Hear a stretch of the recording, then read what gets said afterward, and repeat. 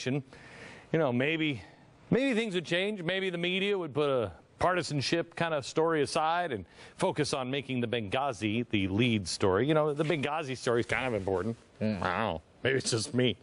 But the media has found a much sexier story than deadly corruption, incompetence, and lies at the White House. Yes, they are laser focused on the graphic sex life details of Grandpa. Yes. Oh, sure, he might be 60 years old, but who doesn't want to see him or think of him with his clothes off, huh? I really don't want to hear about Grandpa's sexcapades. I always thought it was icky when my parents were like 40, and I was like, ugh. He's 60. And by the way, media, forget about the murdered ambassador. Petraeus is having sex on the shuffleboard court. Isn't that important? I want to talk to you about Libya. And let me remind you of the 5 points that we have made that you need to remember. Here's the first one. The administration is running guns and aid to our enemies, Al-Qaeda and the Muslim Brotherhood and other radical Islamic groups, to foment revolutionary democracy. Point 2, Ambassador Stevens was the point man for the exchange. Point 3, they had forewarning. It came under attack by terrorists. The administration knew it, and they watched it happen in real time. They stopped members of the military from intervening, and they watched our people die. They are covering up, and they have done so by validating the radical Islamic excuse of Islamophobia, an attempt for sympathy and leniency on their murderous attacks. The Pentagon, the CIA, the administration, all were involved. And the 5th point, it continues today. This is true, and so are these things. I want to show you up at the top of the board here on this chalkboard, there's 4 points there, and then there's the update. And the 4 points up the top is why? Why did this happen?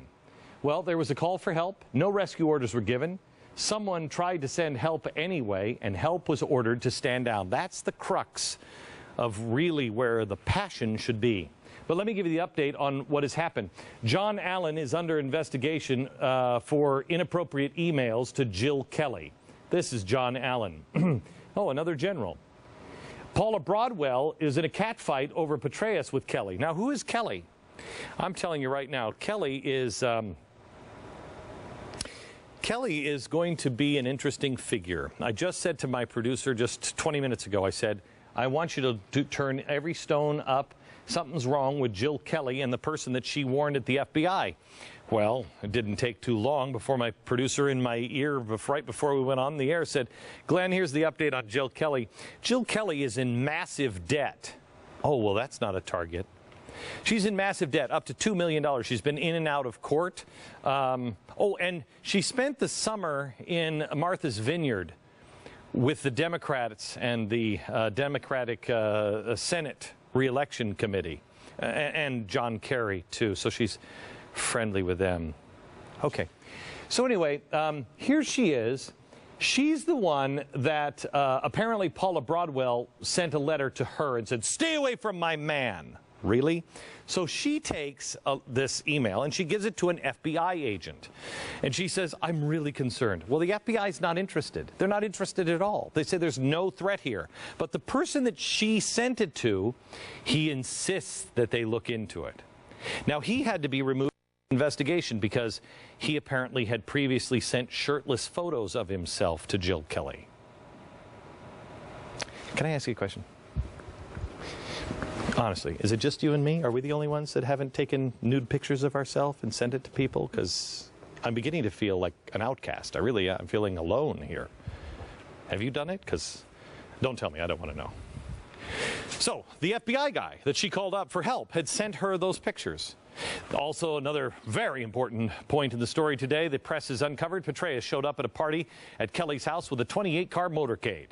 Jill Kelly, also now today, hired the same lawyer that defended Bill Clinton in the Monica Lewinsky scandal and hired the same crisis PR person who represented Michael Vick. Wow, she's just an ordinary citizen. Really? She did all that? Reports are suggesting the president didn't know about the affair until 5 p.m. on Election Day. Uh-huh. Broadwell's dad says, quote, "This is something else entirely, and the truth will come out, and there's a lot more that's going to come out. You wait and see. There's a lot more that meets the eye. You bet there is." Broadwell made an interesting statement in the wake of Benghazi that you have to see here. The facts that came out today were that the ground forces there at the CIA annex, which is different from the consulate, were requesting reinforcements. They were requesting it's called the Think and Extremist Force group of Delta Force operators, are most talented guys we have in the military. They could have come and reinforced the consulate and the CIA annex that were under attack.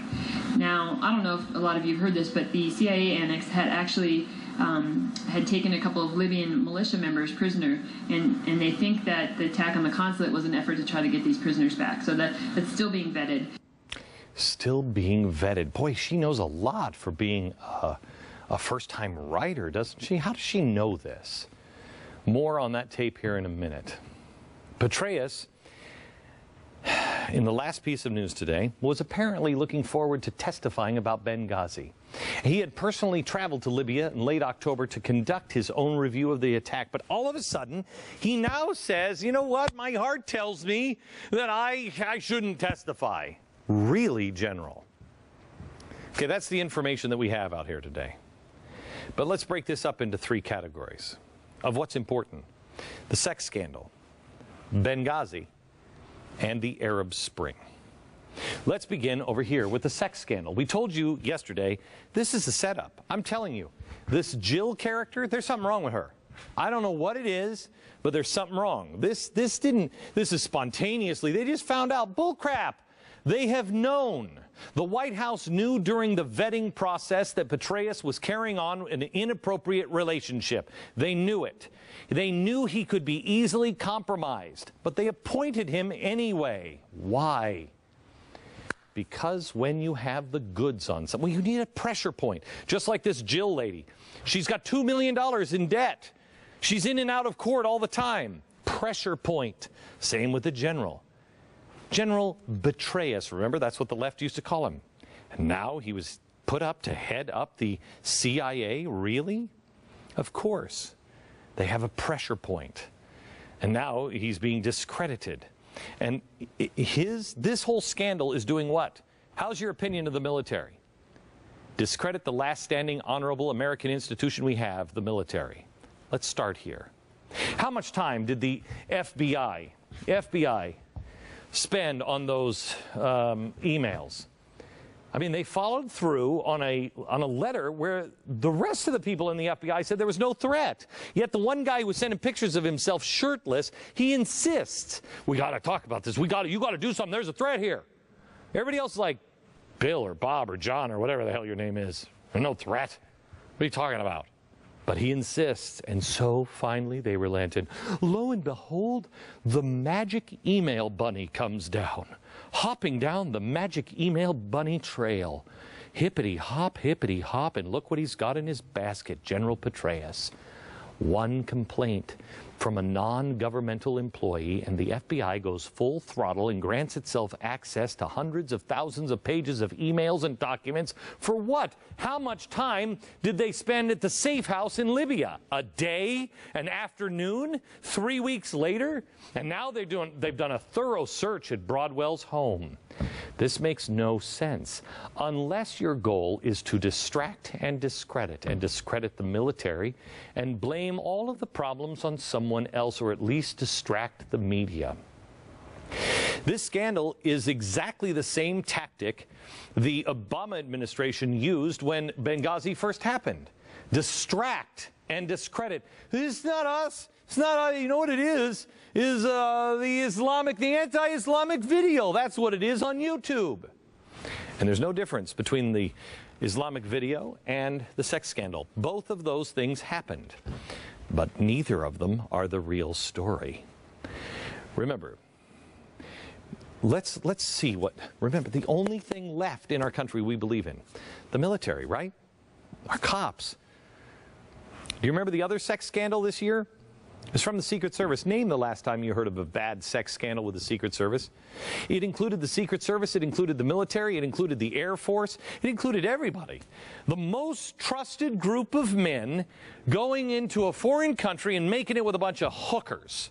Really? The Secret Service crazed sex maniacs with hookers. Wow. Now, when that happened, I told you, look for the White House connections. The White House was involved. Months later, we discovered that they were involved. But by then, nobody cared. Look at the Secret Service. You can't trust them. Secret Service and hookers, you know. Now the CIA director and a 4-star general caught having sex under the desk and sending tens of thousands of pages worth of inappropriate material. Whoa, that is dedication. General, after all the inappropriate communication, is there any time at all left in the day for real, actual work? And the FBI agent, the one who processed the harassing email complaint, reported the incident even though he was implicating himself because he had sent the shirtless pictures of himself. Really? Whoa. What are the odds? I have incredible respect for the military and the FBI. But I have to ask you a question again. Are we the only ones that aren't sending pictures of ourselves naked in the internet? Are we the only ones that aren't, having sex under a desk? Is anybody in the military, in the Secret Service, or the FBI clean? Because it sure doesn't seem that way anymore. Oh, wait a minute. That's right. Discredit. Here's what keeps coming to mind. Restoring honor. When we stood together in the mall in Washington, I told you, clean the garbage out of your own life. Clean up every mess. It's pretty obvious that not everybody took that advice, and if you still haven't, I suggest you get right with right. You get right with God and those you have wronged. You do it now. Walk with integrity and merit and honor and virtue. You'll sleep well at night. You'll be fine. But if you continue in wrongdoing and hiding skeletons in your closet, you're going to be found out. There's a purifying fire coming, and you're seeing what's happening to people right now. These people in Washington are really bad people, and they will use anything, any pressure point, and you will fold. This today, I believe, is all about discrediting the military while distracting the media. Now, what's allowing this to happen? Well, what's allowing this to happen is we've forgotten George Washington. This is the original. There's only 3 of these that we know of. This is the original Badge of Merit certificate given by George Washington. If you zoom in, you'll be able to see a signature there. This is for a military member. George Washington knew the only way we're going to win this war is if we are people of merit. I'm telling you right now, the only way we're going to win is if we are people of honor and merit. And not be people of honor and merit, it's going to lead to more of the stuff that we have. If there's no merit or honor left, at the highest levels of our administration, of our government, in Congress, of the military, of our businesses, then real trouble is ahead. And you know what? Look at our businesses. Where's the honor? Where's the merit? Where's the virtue? We just had a guy who was running for president who Saturday Night Live this weekend was making fun of because they said he was on a milk binge. We dismissed him. And we elected for more of this. Now, let me play the Broadwell clip one more time here. Listen to her. Now, I don't know if a lot of you have heard this, but the CIA annex had actually had taken a couple of Libyan militia members prisoner, and they think that the attack on the consulate was an effort to try to get these prisoners back. So that's still being vetted. Still being vetted.